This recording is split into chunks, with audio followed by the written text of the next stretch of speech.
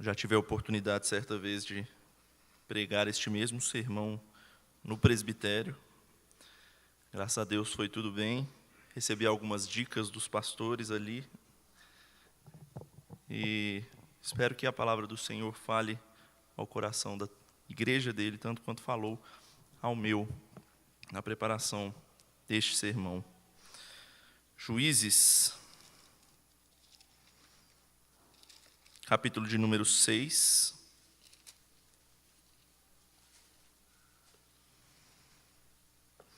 Versos 11 a 24.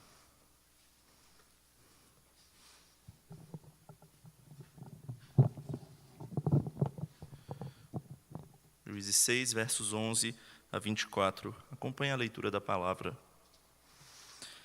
Então veio o anjo do Senhor e assentou-se debaixo do carvalho que está em Ofra, que pertencia a Joás, o abiezrita. E Gideão, seu filho, estava malhando o trigo no lagar, para o pôr a salvo dos midianitas. Então o anjo do Senhor lhe apareceu e lhe disse: O Senhor é contigo, homem valente. Respondeu-lhe Gideão: Ah, Senhor meu, se o Senhor é conosco, por que nos sobreveio tudo isto? E que é feito de todas as suas maravilhas, que nossos pais nos contaram, dizendo: Não nos fez o Senhor subir do Egito? Porém agora o Senhor nos desamparou e nos entregou nas mãos dos midianitas. Então se virou o Senhor para ele e disse: Vai nessa tua força e livra Israel das mãos dos midianitas. Porventura não te enviei eu? E ele lhe disse: Ai, Senhor meu, com que livrarei Israel? Eis que a minha família é a mais pobre em Manassés, e eu, o menor na casa de meu pai. Tornou-lhe o Senhor: Já que eu estou contigo, ferirás os midianitas como se fossem um só homem. Ele respondeu: Se agora achei mercê diante dos teus olhos, dá-me um sinal de que és tu, Senhor, que me falas. Rogo-te que daqui não te apartes, até que eu volte e traga a minha oferta, e a deponha perante ti. Respondeu ele: Esperarei até que voltes. Entrou Gideão e preparou um cabrito e bolos asmos e um efa de farinha. E a carne pôs num cesto e o caldo numa panela, e trouxe-lhe até debaixo do carvalho e lhe o apresentou. Porém, o anjo de Deus lhe disse: Toma a carne e os bolos asmos, põe-nos sobre esta penha e derrama-lhes por cima o caldo. E assim o fez. Estendeu o anjo do Senhor a ponta do cajado que trazia na mão e tocou a carne e os bolos asmos. Então subiu fogo da penha e consumiu a carne e os bolos, e o anjo do Senhor desapareceu de sua presença. Viu Gideão que era o anjo do Senhor e disse: Ai de mim, Senhor Deus, pois vi o anjo do Senhor face a face. Porém o Senhor lhe disse: Paz seja contigo, não temas, não morrerás. Então Gideão edificou ali um altar ao Senhor. Ele chamou de O Senhor é Paz. Ainda até ao dia de hoje está o altar em Ofra, que pertence aos abiezritas. Até aí a palavra do Senhor. Vamos orar. Pai de amor, obrigado, Pai, pela Tua palavra. Obrigado, ó Deus, porque ela nos ensina, nos instrui a sermos melhores, a sermos como Cristo, ó Pai. Nos ajude, ó Deus, a vê-lo neste texto e a entender, ó Pai, o tamanho do seu amor para conosco. É o que te pedimos no nome de Jesus. Amém.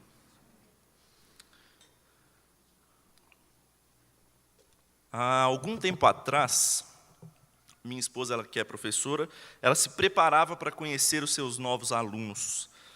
Era o início do ano letivo na escola. E, ao conhecer cada aluno, junto com eles, ela conhecia cada uma das peculiaridades de cada um deles. E uns eram mais falantes, outros mais quietos, outros são mais chorões, outros querem abraçar o tempo inteiro. Mas certo aluno dela tinha uma peculiaridade, vamos dizer assim, um pouco ruim. Ele constantemente urinava nas próprias calças, mesmo já tendo seus 5 anos de idade.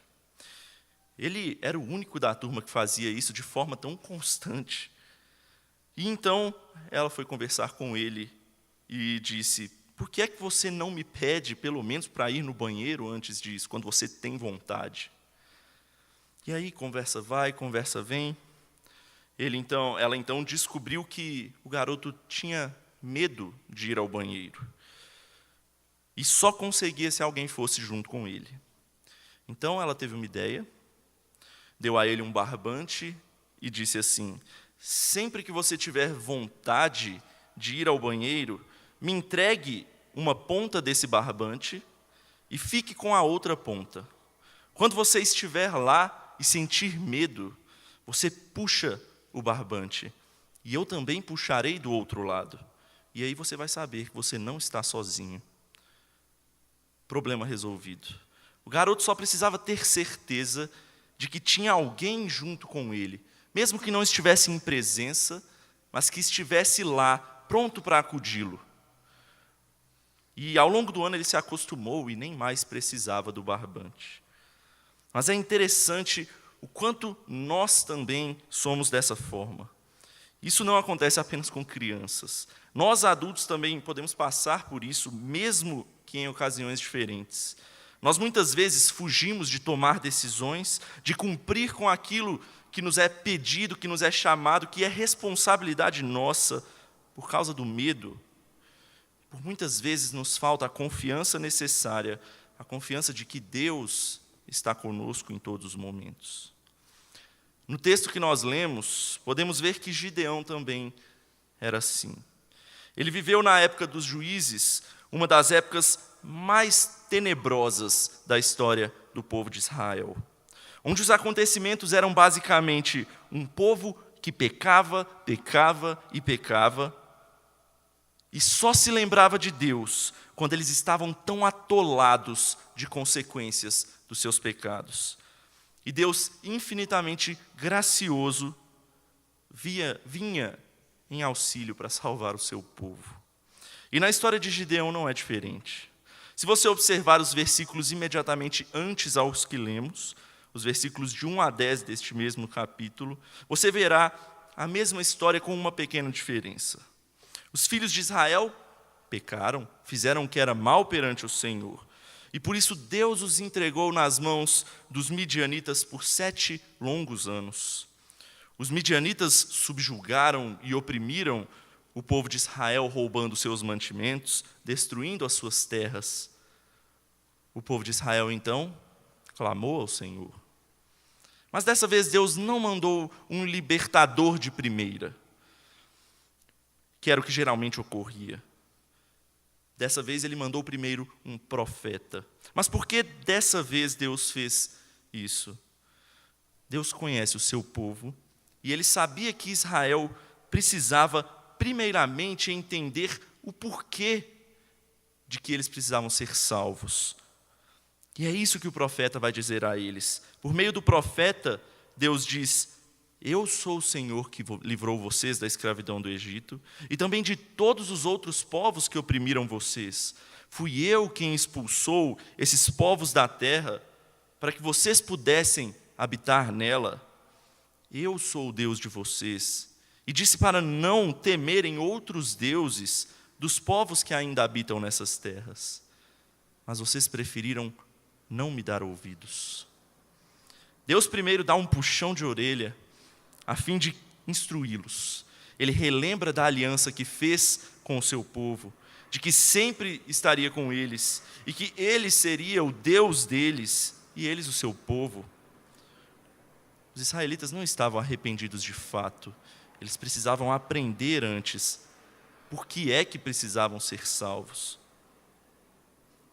Eles estavam pensando apenas em si mesmos, em se verem livres da opressão, e não em se arrependerem de seus pecados e viverem uma vida dedicada ao Senhor. Deus os instrui para que eles saibam que o problema vem da própria idolatria deles. E é a partir daí que o texto que nós lemos vai iniciar. O povo de Israel mostrou sinais de arrependimento? Não, ainda não. Mas Deus não espera que nós nos arrependamos para nos salvar. É justamente o oposto. Nós só nos arrependemos porque primeiro Deus começou a sua obra salvadora em nós. Os méritos são dele, e isso é pura graça de Deus. E é então aí que Deus chama um libertador. E hoje nós veremos que, independente dos problemas, da nossa pequenez, do nosso pecado e da nossa rebelião, Deus não se esquece da sua aliança conosco. E é por isso que Ele sempre está com o seu povo. Portanto, nessa noite nós veremos que devemos confiar no Senhor, pois Ele sempre está conosco. Apesar dos nossos medos, apesar das nossas dúvidas e dos nossos pecados. Ele é o Deus que nunca nos abandona. Devemos confiar no Senhor, pois Ele sempre está conosco. E em primeiro lugar, nós veremos que a sua presença, ela nos fortalece, mesmo quando nos falta fé. A presença do Senhor nos fortalece, mesmo quando nos falta fé. Veja mais uma vez o verso de número 11. Então veio o anjo do Senhor e assentou-se debaixo do carvalho que está em Ofra, que pertencia a Joás, a Abiezrita, e Gideão, seu filho, estava malhando trigo no lagar, para pôr a salvo dos midianitas. Então o anjo do Senhor lhe apareceu e lhe disse: o Senhor é contigo, homem valente. O texto começa nos informando que o anjo do Senhor apareceu no local onde reside a família de Gideão. E que lá estava ele trabalhando. E algo curioso que o texto nos diz é que ele estava malhando o trigo no lagar. Mas o que é isso? Para quem não sabe, malhar o trigo no lagar é simplesmente quando se bate os feixes ou se bate o trigo de forma que o vento possa separar o cereal da palha e das impurezas. E normalmente se faz isso em lugares abertos, onde o vento possa passar e levar essas impurezas. Mas o texto nos informa que Gideão estava fazendo isso num lugar chamado lagar. Lagar era aquele tanque, se você se lembrar dos italianos, aquele tanque onde eles pisam as uvas e dançam e coisa e tal. Lagar era um lugar fechado, onde Gideão estava dentro, e lá ele estava fazendo isso. E como vocês podem imaginar, Gideão provavelmente teria o trabalho dele dobrado fazendo esse trabalho naquele lugar. Mas ele tinha um motivo para estar ali. Ele estava se escondendo. Para não ser roubado ou ter o seu trabalho arruinado, pois o povo de Israel estava sob opressão dos midianitas, ele se escondeu. E é aí que então o anjo do Senhor aparece e diz: o Senhor é contigo, homem valente. Interessante essa expressão, homem valente, usada pelo anjo. E alguns creem aqui que Deus está sendo sarcástico, pois ele chamaria um homem de valente quando estava trabalhando escondido? Mas eu creio que não. Gideão ele estava sendo prudente. Mesmo que o trabalho dele tivesse de ter esforço dobrado, ele não colocaria tudo a perder ali. O problema se encontra na resposta em que Gideão dá ao Senhor. Veja o verso 13. Respondeu-lhe Gideão: ai, Senhor meu, se o Senhor é conosco, por que é que nos sobreveio tudo isso? E que é feito de todas as suas maravilhas que nossos pais nos contaram, dizendo: não nos fez o Senhor subir do Egito? Porém agora o Senhor nos desamparou e nos entregou nas mãos dos midianitas. Veja como Gideão responde à palavra do anjo. Não como um homem valente, mas colocando a culpa das dificuldades no próprio Deus. Ele diz que Deus os abandonou. Interessante que ele conhece a história passada pelos seus pais de que o Senhor livrou o povo do Egito, mas ele mostra total descrença e ainda fala que é Deus que é o culpado pelas dificuldades, porque ele os abandonou. Mas Deus parece que nem se digna a responder. Gideão neste assunto. Porque o profeta anteriormente, como vimos, ele já tinha falado sobre aquilo que Deus precisava falar ao povo. De que o erro não era de Deus tê-los abandonado, mas era do povo mesmo tê-los abandonado. O Senhor apenas continua a incentivar Gideão, no verso 14. Então se virou o Senhor para ele e disse: vai nessa tua força e livra Israel das mãos dos midianitas. Porventura não te enviei eu? O Senhor fala com toda a autoridade de que quem o envia é Ele mesmo. E Ele o está enviando para derrotar os midianitas a fim de livrar o povo de Israel. Nessa parte da história, Gideão ainda não sabe quem de fato está falando com ele. Se soubesse, ele com certeza pensaria 2 vezes antes de responder da maneira como estava fazendo. Mas como ele ainda não sabia, ele tenta de todas as formas fugir desse chamado. Ele tem medo. Por isso ele cai em um segundo erro. Ele tenta se justificar usando desculpas para fugir desse chamado. Veja mais uma resposta dele no verso 15. E ele lhe disse: ai, Senhor meu, com que livrarei Israel? Eis que a minha família é a mais pobre de Manassés, e eu, o menor da casa de meu pai. Veja só, primeiro Gideão culpa Deus por tê-los abandonado, e agora ele culpa o seu próprio status social. Ele diz ser pobre demais, de família pequena demais, ou então que ele é jovem demais, e tem irmãos mais velhos que poderiam servir muito melhor do que ele. Na verdade, ele só queria era fugir mesmo.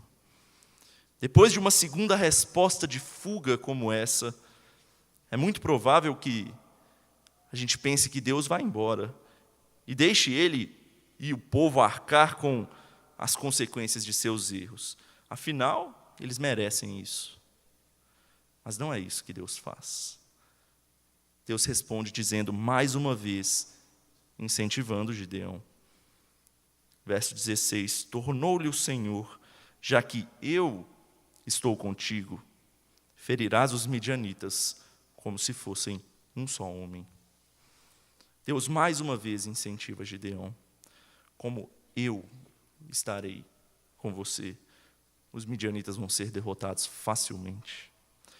Gideão ainda não entendia o poder e a força da presença de Deus. Ele ainda não cria que o Deus de Israel é que o estava comissionando, e ele mesmo estava garantindo a vitória. Mas ele se vê sem mais desculpas que ele pudesse dar, e ele então dá a sua última cartada de fuga. Veja o que Gideão diz nos próximos versos. 17, ele respondeu: se agora achei mercê diante dos teus olhos, dá-me um sinal de que és tu, Senhor, que me falas. Rogo-te que daqui não te apartes, até que eu volte, e traga a minha oferta e a deponha perante ti. Respondeu ele: esperarei até que voltes. O que Gideão faz é pedir ao anjo certeza de quem é o próprio Deus quem está falando com ele.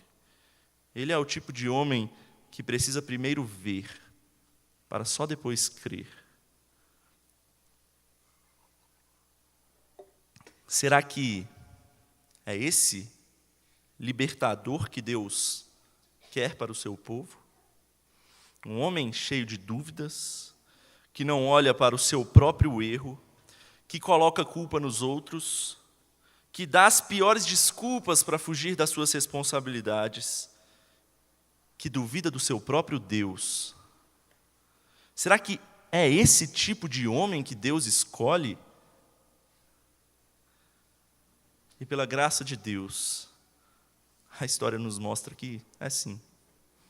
Porque se não fosse assim, meus irmãos, nós não teríamos a menor esperança para nós mesmos.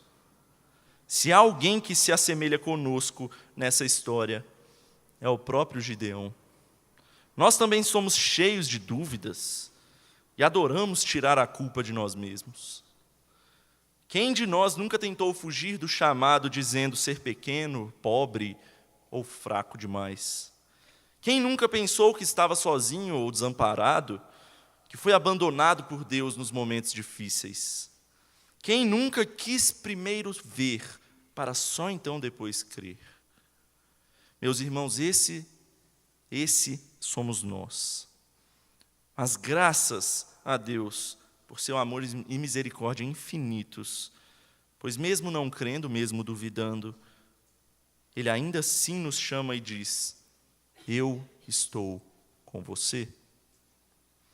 Por toda a história foi assim. Quando o povo estava cativo no Egito, Deus chamou Moisés e disse: eu estou com você. Ou quando Josué assumiu a liderança após a morte de Moisés, o maior profeta da história de Israel. Josué devia estar tremendo nas bases. Deus disse para ele: seja forte, porque eu estou contigo. Mas muito tempo depois disso, depois de Gideão, Deus foi além. Ao invés de usar essas palavras, eu estou contigo, a própria palavra se fez carne e habitou entre nós. Jesus, o Emanuel, Deus conosco, é a forma mais plena que Deus poderia dizer a nós: eu estou com vocês. Ele não só passou um tempo conosco, mas Ele viveu como nós vivemos e nos ensinou o que de fato é viver uma vida sem dúvidas, sem reclamações, sem erros, sem medo, mesmo sofrendo o pior que nenhum homem jamais conseguiria sofrer. Ele foi obediente ao seu Pai até a morte, e morte de cruz, sem o menor questionamento. Ele é o padrão que devemos seguir. Gideão, nesse texto, nos mostra quem nós somos, mas é Cristo que nos mostra quem nós devemos ser. Por nós mesmos, nós estaríamos sempre escondidos, fracos e com medo. Mas quando Cristo vai por nós, não há exército que possa subsistir. Não há luta que seja grande ou difícil demais. É a presença gloriosa do Senhor Jesus que nos fortalece, mesmo quando nós duvidamos. Mas o texto segue. E em segundo lugar, nós veremos que a presença do Senhor também nos dá paz, mesmo em meio à aflição. A presença do Senhor nos dá paz mesmo em meio à aflição. Veja comigo novamente, a partir do verso 19. Então, entrou Gideão e preparou um cabrito e bolos asmos de 1 éfa de farinha. A carne pôs num cesto e o caldo numa panela e trouxe-o até debaixo do carvalho e lhe apresentou. Porém um anjo de Deus lhe disse: toma a carne e os bolos asmos, põe-nos sobre a penha e derrama-lhes por cima o caldo. E assim o fez. Então o anjo do Senhor, com a ponta do cajado que trazia na mão, tocou a carne e os bolos asmos. Então subiu fogo da penha e consumiu a carne e os bolos. E o anjo do Senhor desapareceu da sua presença. Viu Gideão que era o anjo do Senhor e disse: ai de mim, Senhor Deus, pois vi o anjo do Senhor, face a face. O anjo do Senhor, e aqui você pode ter alguma dúvida, ou pode surgir a dúvida se o anjo é o próprio Deus ou alguém enviado por ele. Isso porque o texto nos diz, às vezes, que é o anjo falando, e às vezes o texto nos diz que é o próprio Deus falando. Eu gosto da explicação de um grande pastor chamado Timothy Keller sobre este texto, que diz que isso é uma indicação de que o nosso Deus é multipessoal, ou seja, é uma alusão à Trindade. Existe um bom motivo para nós vermos aqui a figura do Deus Filho, enviado pelo Deus Pai, que mesmo naquela época já tinha preocupação de trazer salvação e paz. Assim, o anjo do Senhor aceita o pedido de Gideão e o aguarda. Gideão, então, traz essa oferta de comunhão que preparou. Ele pega os cabritos, os bolos asmos, traz junto ao caldo na panela, e apresenta ao anjo. O anjo então diz para ele colocar sobre a penha, que deveria ser uma rocha que estava no local. Ele então ali coloca e derrama o caldo por cima. Assim que ele fez isso, logo o anjo do Senhor pega o seu cajado, estende até a penha, e então, de uma forma sobrenatural, fogo sobe no local, e aqueles alimentos são consumidos, e de forma inexplicável o anjo desaparece. Esses acontecimentos extraordinários levam Gideão a ter a certeza que ele pediu. Mas de uma forma muito interessante, isso se torna uma situação que desperta em Gideão o oposto do que ele queria. Veja só, Gideão passa a ter exatamente a certeza que ele queria de que era o próprio Deus que falava com ele, de que era Deus quem o estava comissionando. Mas ao invés dele se encorajar por isso e de confiar em Deus, pois o próprio Deus foi até ele chamá-lo, ele se mostra completamente aterrorizado e aflito com a situação, pois ele viu o anjo do Senhor face a face. E agora, pela primeira vez, ele se dirige ao anjo, o reconhecendo como o próprio Deus. E ele usa a palavra Yahvé no texto pela primeira vez. E ele o reconhece como o Deus da aliança, o Deus de Israel, o seu próprio Deus, que estava frente a frente com ele.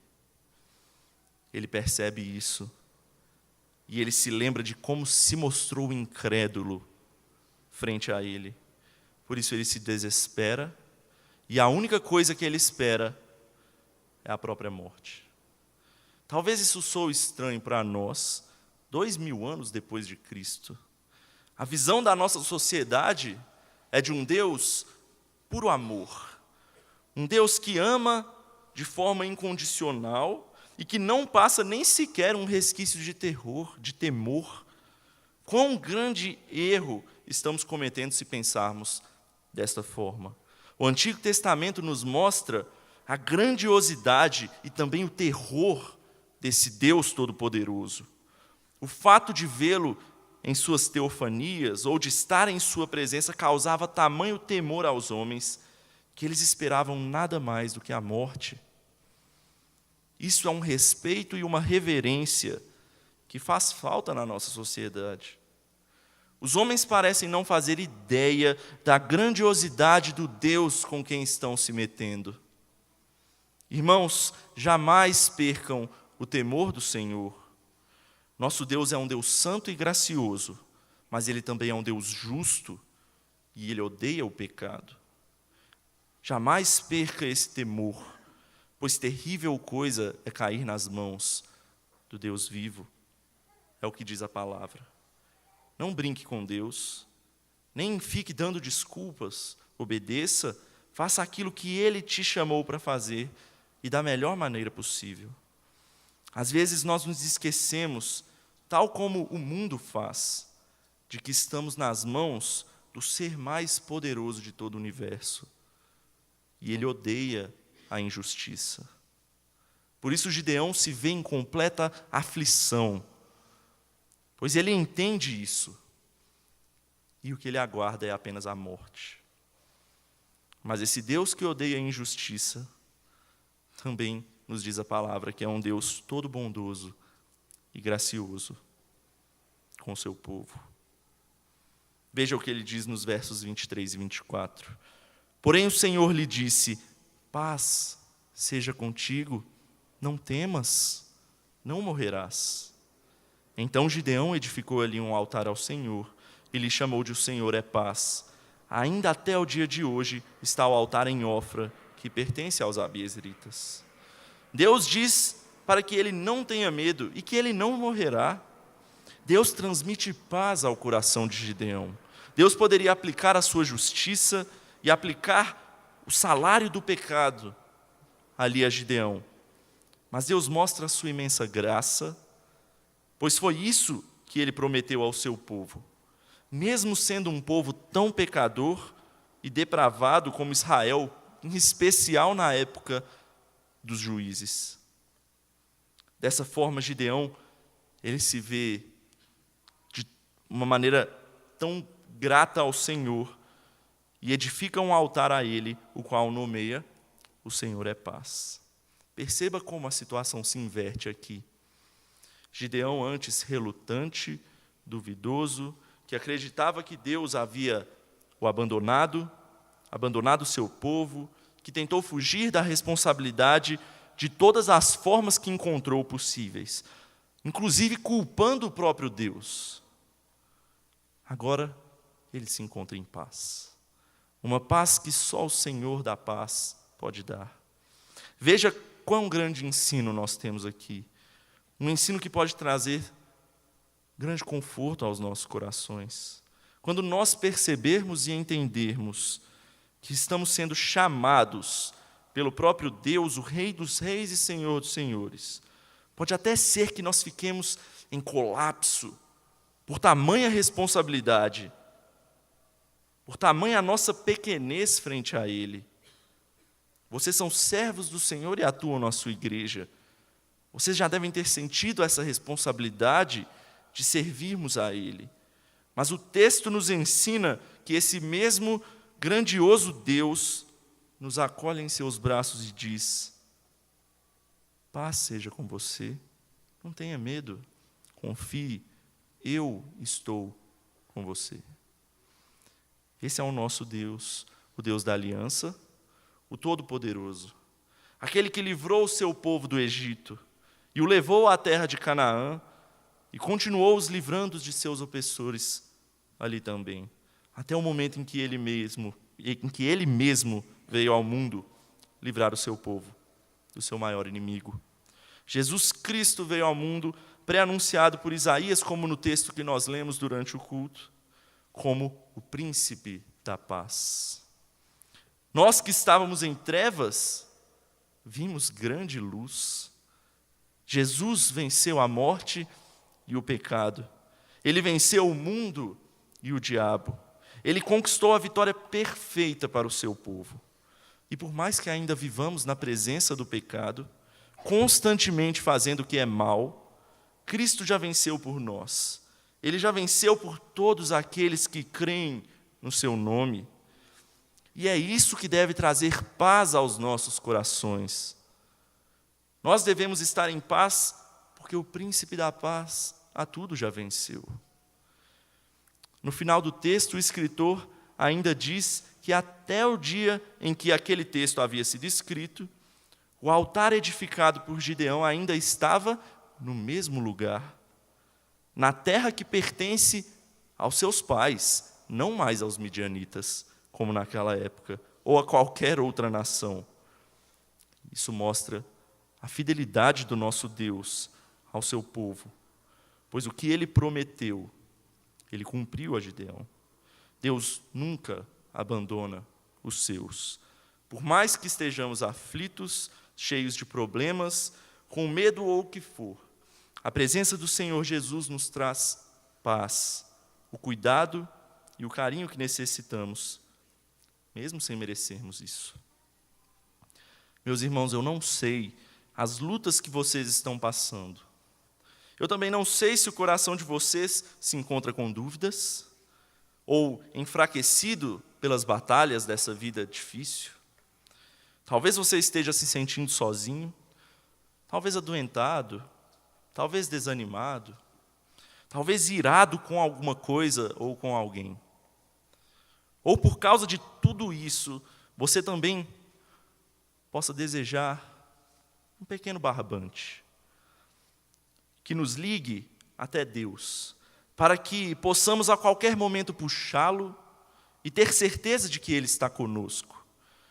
Talvez você deseje isso quando estiver em mais uma discussão com seu marido ou com a sua esposa, ou quando o trabalho estiver exigindo algo que você considere pesado demais, ou quando os filhos nos dão mais trabalho do que nós podemos aguentar, ou simplesmente quando nos sentimos desamparados, sozinhos e irados com essa vida cheia de sofrimentos.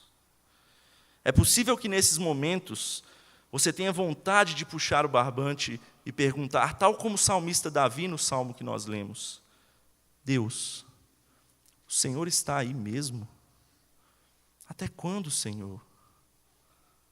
Muitas vezes nós queremos ver para então crer no Senhor. Mas quando nós entendermos que o caminho que nos liga a Deus é o seu próprio Filho, Jesus Cristo, e que por meio da sua obra redentora na cruz, Ele agora vive dentro dos nossos corações, dentro daqueles que creem no seu nome, a paz que sentiremos será tão profunda que não será necessário qualquer barbante. Nós teremos plena certeza de que Ele sempre estará conosco, ao nosso lado. Nós perceberemos que a nossa força aumentará à medida que estivermos mais próximos a Ele. Você pode ter certeza, meu irmão. Nós estaremos constantemente ouvindo: confie em mim, seja forte, porque eu estou contigo. Vamos orar?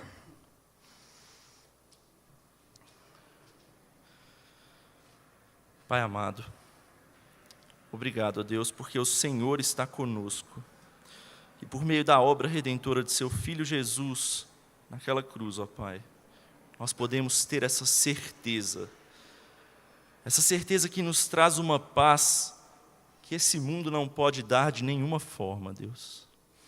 Obrigado, ó Pai, porque o Senhor transmite isso a nós, ó Pai, e nos ensine a cada vez mais confiar no Senhor, para sermos fortes e cumprir com a missão que o Senhor nos deu. É o que oramos no nome de Jesus. Amém.